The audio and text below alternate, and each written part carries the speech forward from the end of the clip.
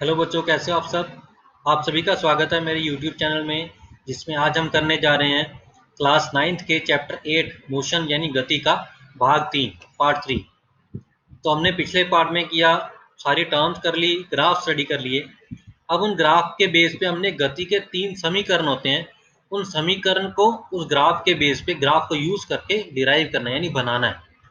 तो सबसे पहले टाइम वेस्ट के बगैर वो समीकरण समझते हैं क्या चीज़ और उसको बनाते कैसे। तो आप जैसे स्क्रीन पे देख सकते हैं, गति के समीकरण असमान त्वरणीय गति, हमेशा देखना, याद रखना।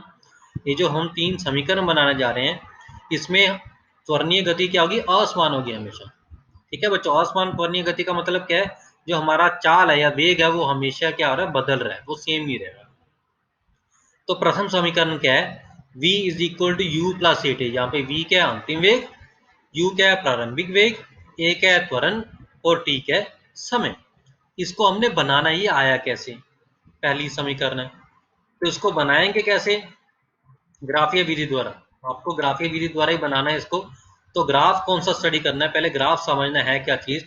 मान लें किसी वस्तु का प्रारंभिक वेग क्या था, u, यानी ए पॉइंट से वो वस्तु चली, यानी जब ये t है, यहाँ पे समय, यहाँ पे वेग है, यानी वेग और समय के बीच में ग्राफ ड्रॉ किया है क्या, कि जब समय जीरो था, कोई समय नहीं था, जब स्टार्टिंग थी, तो हमारे पास वस्तु के पास कुछ वेग था, कितना था, u, जो बिंदु ए से रिप्रेजेंट किया हुआ है।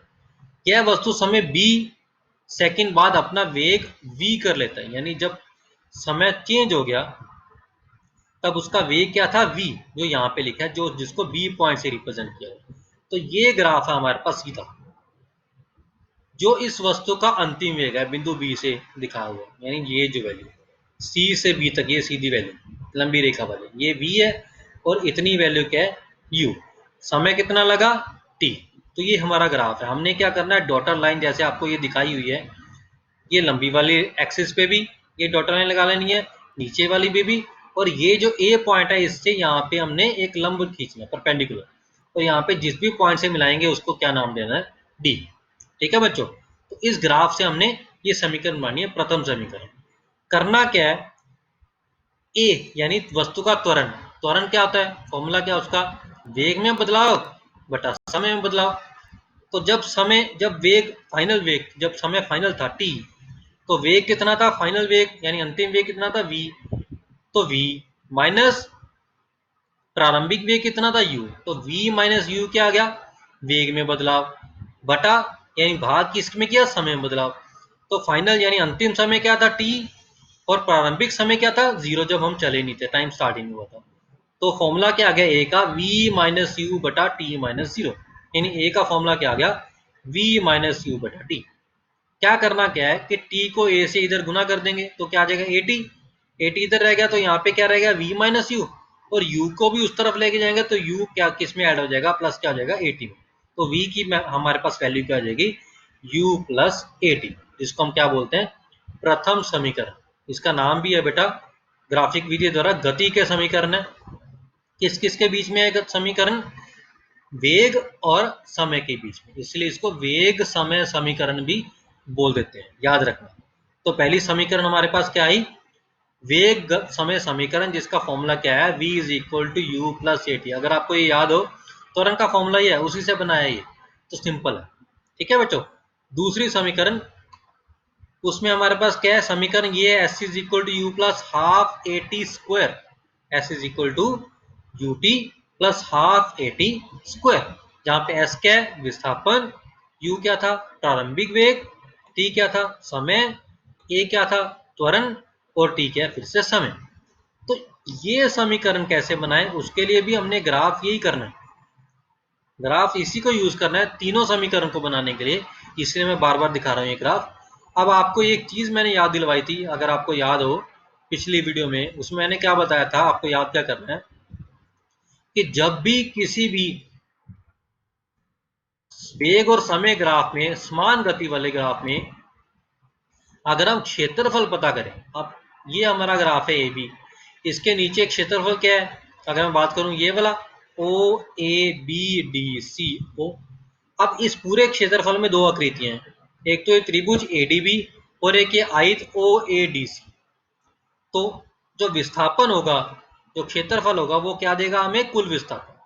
तो कुल विस्थापन कैसे पता करेंगे, आयत का क्षेत्रफल प्लस त्रिभुज का क्षेत्रफल। आयत का क्षेत्रफल ओ ए डी सी का क्षेत्रफल लंबाई गुना चौड़ाई। लंबाई इन्होंने क्या बोला है, ओ ए, और चौड़ाई ओ ए डी। अब ओ ए की वैल्यू क्या, ग्राफ में देखो, ये देखो लाइन यू, ए डी की वैल्यू क्या है, ये वाला लाइन टी। तो हमारे पास क्या आएगा, यू गुना टी। ठीक है बच्चों, प्लस त्रिभुज का क्षेत्रफल क्या होता है, हाफ गुना लंबाई गुना चौड़ाई, यानी लंब गुना आधार, सॉरी। तो हाफ लंब एडी और आधार बीडी। अब देख लो, बीडी लंब एडी आधार, और उसको आधे से हमने गुना कर दिया। तो इस बीडी की वैल्यू क्या है, पहले ये समझते हैं। बेटा इसकी वैल्यू वी नहीं है, ना ही इसकी वैल्यू यू है। पूरे बीसी की वैल्यू क्या है, वी। अगर बीसी में से मैं डीसी माइनस कर दूं तो मेरे पास क्या आएगा, बीडी। तो इसकी वैल्यू क्या होगी, वी में से यू को हमने माइनस कर दिया। ठीक है बच्चों, और इसी तरह एडी की वैल्यू क्या है, वो तो सेम ही है, टी। तो क्या वैल्यू आ जाएगी, एडी की जगह पे टी और बीडी की जगह पे v माइनस यू। अब जो पहली समीकरण हमने बनाई अभी, v is equal you plus a T, तो उसमें अगर मैं इस u को बाई तरफ ले जाऊं तो क्या आ जाएगा, v माइनस यू। तो इसकी वैल्यू क्या आएगी, ए टी। तो यहाँ पे बाकी चीज सारी ऐसे लिखनी है, v माइनस यू की जगह पे आपने क्या लिख देना, सिर्फ ए टी। ठीक है बच्चों, तो हमारे पास कुल विस्थापन क्या आ गया, you t plus half a t square. क्या आ गया, you t plus half a t square. तो एस कुल विस्थापन होता है, एस होता है विस्थापन का सिंबल। तो ऐसा हमारे पास क्या आ गया, you t plus half a T. A T तो टी क्या होता है, टी की घात दो, तो इसको टी स्क्वायर बोल देते हैं। तो हमारे पास क्या आ गई, दूसरी समीकरण भी निकाल ली हमने। ऐसे हमारे पास तीसरी समीकरण है, वो क्या होती है, वी स्क्वायर बराबर किसका है, you square plus two A S, जहाँ पे वी क्या है, अंतिम वेग, यू क्या है, प्रारंभिक वेग, ए क्या है, त्वरण, एस क्या है, विस्थापन। तो इस समीकरण को कैसे बनाएं, फिर से बच्चों वही ग्राफ यूज करना है हमने, और ग्राफ का कुल विस्थापन ही निकालना है। आप कुल विस्थापन के लिए ये फॉर्मूला भी निकल लगा सकते हो, और जो हमने पहले लगाया वो भी लगा सकते हो। अगर हम समलंब का क्षेत्रफल निकालें, समलंब कौन सा होगा इसमें, अगर मैं इस ग्राफ से निकालूं, समलंब कौन सा होगा, ओ ए बी सी। ये देखो समलंब का क्षेत्रफल ओ ए बी सी।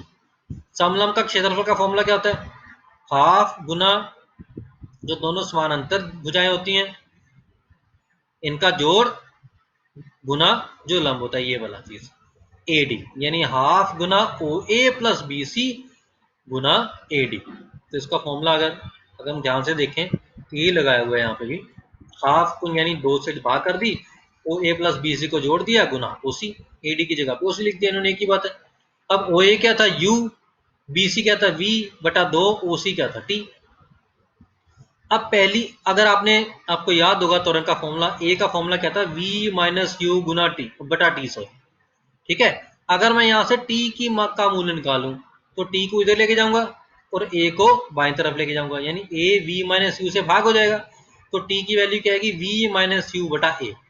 तो यहाँ पे बच्चों याद रखना है, तीसरी समीकरण में हमारे पास समय नहीं होता, यानी टी नहीं हमने रखना, टी को हमने क्या कर देना है, खत्म करना। तो इसीलिए टी की वैल्यू यहाँ से निकाल के यहाँ पे भर देनी है। क्या वैल्यू आई, वी माइनस यू बटा ए। अब आपने ये वैल्यू पढ़ी होगी, ये फॉर्मूला पढ़ा होगा, ए माइनस बी गुना ए प्लस बी। क्या फॉर्मूला होता है, ए स्क्वायर ए की घात दो माइनस बी की घात दो। वो यहाँ पे बन गया, ऊपर देखो वी माइनस यू गुना वी प्लस यू, क्या बन जाएगा, वी की घात दो माइनस यू की घात दो। नीचे क्या गुना हुआ, दो गुना ए, यानी दो ए। दो ए को जब मैं इधर गुना करूंगा, बाई तरफ लेके जाऊंगा तो क्या आएगा, दो ए एस। ऐसे ही यू स्क्वायर को जब मैं बाई तरफ लेके जाऊंगा तो वो भी क्या हो जाएगा, जमा हो जाएगा, पॉजिटिव हो जाएगा। तो वी स्क्वायर का माप क्या आ गया, यू स्क्वायर जमा दो ए एस। तो ये हमारे पास क्या बन गई, तीसरी समीकरण। ठीक है बच्चों, इन तीनों समीकरण को हमने याद रखना, आपने बहुत ही ज्यादा इंपॉर्टेंट है, इसको ये निकालना भी आ सकता है पेपर में, और इसके बेस पे आपको कुछ प्रश्न भी पूछे जा सकते हैं। जैसे मैं एक एग्जांपल आपको बता रहा हूँ, एक मोटर कार विश्रामावस्था से चलती है। विश्रामावस्था कौन सी होती है, जिसमें कोई भी वस्तु मूव यानी चल नहीं रही, यानी वो रुकी हुई है। रुकी हुई है इसका मतलब उसका प्रारंभिक वेग क्या था, जीरो। इसलिए लिख दिया यू की वैल्यू क्या है, जीरो, क्योंकि मोटर कार की कौन सी अवस्था में थी, विश्राम अवस्था में।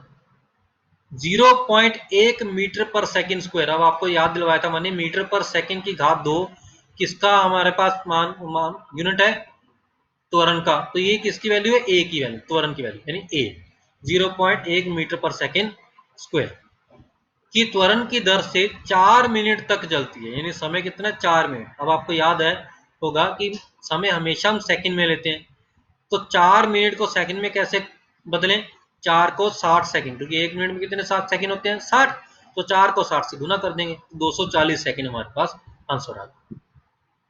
इस मोटर कार द्वारा तय की गई दूरी तथा अंतिम वेग ज्ञात करें। तो हमने क्या करना है, दूरी ज्ञात करनी है और वेग ज्ञात करना है। तो पहले वेग ज्ञात कर लेते हैं हम। तो वेग v का फॉर्मूला क्या आएगा, v is equal to u plus a t, जो पहली समीकरण थी। इसमें u की वैल्यू क्या है, जीरो, जीरो पर दी, a की वैल्यू क्या है 0.1, t की वैल्यू क्या 240। तो 240 को 0.1 से हम गुना करेंगे तो हमारे पास क्या आएगा, v, यानी हमारे पास अंतिम वेग आ जाएगा। अब इसमें और क्या पता करना हमने, दूरी विस्थापन। उसके लिए आप क्या कर सकते हो, या तो ये तीसरी समीकरण यूज कर लो, एक ही बात है, चाहे दूसरी समीकरण यूज कर लो, एक ही बात है। तो ये आपका होमवर्क है, आपने खुद करना है, दोनों समीकरण को यूज करना है और मुझे बताना है दोनों के साथ आंसर सेम ही आया या अलग अलग आया। वैसे आपका आंसर सेम ही आना चाहिए, अगर आपका अलग अलग आ रहा है तो आपकी कुछ ना कुछ कैलकुलेशन में गलती हुई है, तो उसको दोबारा से करके देखना और मुझे नीचे कमेंट में बताना है कि आपका आंसर सेम आया या अलग अलग आया। ठीक है बच्चों, इसका दूसरा न्यूमेरिकल बाद में देखेंगे, पहले इसके आगे वाले क्वेश्चन करते हैं। ये लास्ट प्रश्न है, लास्ट थिंग है, एक समान वृत्तीय गति। अब वृत्त आपको पता है क्या होता है, वृत्त, सर्कल जिसको हम बोलते हैं। तो कई बार जो वस्तु है वो सीधी रेखा में नहीं चलती, वो सर्कल में चलती है, तो उसको हम क्या बोलते हैं, वृत्तीय गति। अब एक समान वृत्तीय गति क्या होती है, वो वृत्तीय गति जिसमें गति क्या हो, एक समान हो, यानी गति बदल नहीं रही है। यदि कोई वस्तु वृत्तीय पथ में एक समान गति से विचलन करती है तो ऐसी गति को हम एक समान वृत्तीय गति बोलते हैं। अब याद रखना बच्चों, गति एक समान है, वेग एक समान नहीं है। एक समान वृत्तीय गति में चाल में कोई बदलाव नहीं होता, यानी चाल सेम रहती है परंतु वेग में लगातार बदलाव आता है। अब अगर गति सेम है, गति में कोई बदलाव नहीं, तो वेग में बदलाव क्या आएगा, दो चीजों के बारे में आपको बताया था मैंने, अदिश राशि, सदिश राशि। गति क्या है, एक अदिश राशि जिसका सिर्फ मान होता है, दिशा नहीं होती। पर वेग क्या होता है, सदिश राशि जिसमें दिशा भी होती है। तो इसका मतलब क्या, यहाँ पे वेग है, क्योंकि जब भी कोई चीज वृत्त में घूमती है तो उसकी दिशा हमारे पास हमेशा बदलती रहती है, जैसे आपके दिखाया हुआ है। तो दिशा बदलने के कारण उसका वेग लगातार बढ़ेगा, इसलिए इन्होंने लिखा हुआ है एक समान वृत्तीय गति में चाल में कोई बदलाव नहीं होता परंतु वेग में लगातार बदलाव आता रहता है, क्योंकि हर एक जगह पर वेग की दिशा में परिवर्तन आता रहता है। इसलिए एक समान वृत्तीय गति में त्वरण पाया जाता है, क्योंकि अगर दिशा चेंज होगी तो वेग चेंज होगा, अगर वेग चेंज हो जाएगा तो क्या पैदा होगा, त्वरण। क्योंकि त्वरण क्या होता है, वेग में बदलाव बटा समय में बदलाव। अगर वेग में बदलाव हो रहा है इसका मतलब त्वरण जरूर आएगा, तो इसलिए इसमें त्वरण जरूर होगा। तो वेग की दिशा किसी भी वृत्तीय गति में स्पर्श रेखा के समान होती है, यानी जो ये स्पर्श रेखा है, किसी भी समय में अगर हमने वेग की का माप निकालना हो, वेग की दिशा निकालनी हो, तो जो भी रेखा उसको स्पर्श करके जा रही है वृत्त को, वो स्पर्श करती हुई रेखा क्या बताती है, वेग की दिशा बताती है। जैसे मैंने इस डायग्राम में 5 दिशाएं बताई हुई हैं, अगर इस पॉइंट पे हमने निकाली हो दिशा, तो जो दिशा होगी वस्तु की, वेग की दिशा होगी, वो क्या होगी, इस तरफ होगी। अगर इस पॉइंट पे क्या होगी तो इस तरफ होगी, अगर इस पॉइंट पे तो इस तरफ, अगर इस पॉइंट पे, चौथे पॉइंट पे इस तरफ, अगर पांचवें पॉइंट पे तो इस तरफ। यानी जितने भी पॉइंट आप मर्जी दे लो, हर जगह पे वेग की दिशा क्या होगी, अलग अलग ही आएगी। ठीक है बच्चों, तो ये था आपका क्लास 9th का 8वें चैप्टर गति यानी मोशन का सारा ओवरव्यू की उसमें आपने पढ़ना क्या क्या। इसी इन्हीं चीज़ों के बेस पे आपके एनसीईआरटी बुक में क्वेश्चन आंसर हैं, तो इनको अच्छी तरह समझना है। अगर आपको ये वीडियो अच्छी लगी हो तो इसको लाइक कर देना, चैनल को सब्सक्राइब करना, ताकि मैं जब अगले चैप्टर की वीडियो डालूँ तो आपको उसका मैसेज आ जाए, नोटिफिकेशन आ जाए। सब्सक्राइब के बाद बेल आइकन जरूर दबा देना, अगर आप बेल आइकन दबाओगे उसमें ऑल लिखा होगा, उसको दबाओगे या तभी मेरी सारी नोटिफिकेशन आपको पहुंचेंगी। ठीक है, इस वीडियो को अपने बाकी साथियों के साथ भी शेयर कर देना ताकि उनको भी इसका बेनिफिट हो। Thank you so much.